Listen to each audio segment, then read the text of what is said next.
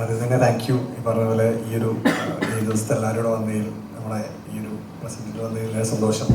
സിനിമയെ പറ്റി പറയുകയാണെങ്കിൽ ഈ പറഞ്ഞ എല്ലാവർക്കും സിനിമ ഇഷ്ടപ്പെടുന്നു എന്ന് പറഞ്ഞതിൽ നല്ല സന്തോഷമുണ്ട്. പിന്നെ ഈ പറഞ്ഞ ഒരുപാട് ആർട്ടിസ്റ്റുകൾ ഇവിടെ ഉണ്ടായിരുന്നു, കുറേ പേര് എത്തിയിട്ടില്ല. ഒരുപാട് ആർട്ടിസ്റ്റുകൾ ഉള്ള സിനിമയാണ്.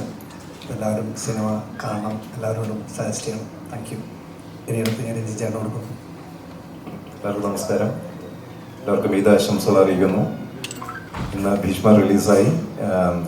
നല്ല രീതിയിൽ തിയേറ്ററിൽ ഇരുന്ന് കണ്ടു, എല്ലാവരും ആസ്വദിക്കുന്നത് കണ്ടു. മ്യൂസിക്കിന് പ്രാധാന്യമുള്ള സിനിമയാണ്. സാറുടെ ഒരാഗ്രഹം പോലെയുള്ള സാറുടെ ഇഷ്ടമനുസരിച്ചുമൊക്കെ ചെയ്യാൻ പറ്റിയെന്നാണ് ഞാൻ വിശ്വസിക്കുന്നത്. പാട്ടുകളാണെങ്കിലും സ്കോറാണെങ്കിലും ഒക്കെ കുറച്ച് ഡയമെൻഷൻസ് ഉള്ള ഒരു സിനിമ തന്നെയാണ്. കുറേ ചെയ്യേണ്ടി വന്നിരുന്നത് കൊണ്ട് തന്നെ അപ്പോൾ ആസ്വദിച്ച് നിങ്ങൾ ഓരോരുത്തരോടും ഞാൻ നന്ദി അറിയിക്കുന്നു. അതിൽ 2 പാട്ടുകൾ പാടിയ ആളാണ് അനില രാജീവ്. അനിലയ്ക്ക് എന്താ പറയാനുള്ളത് നമുക്ക്? ഹായ് ഓൾ, എല്ലാവർക്കും എൻ്റെ ഈദ് ആശംസകൾ. Thank you all for coming.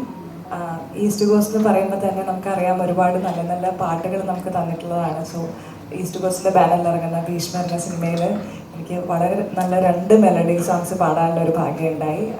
നമ്മുടെ thanks to Ranjin Raj composer and East Coast Vijayan sir.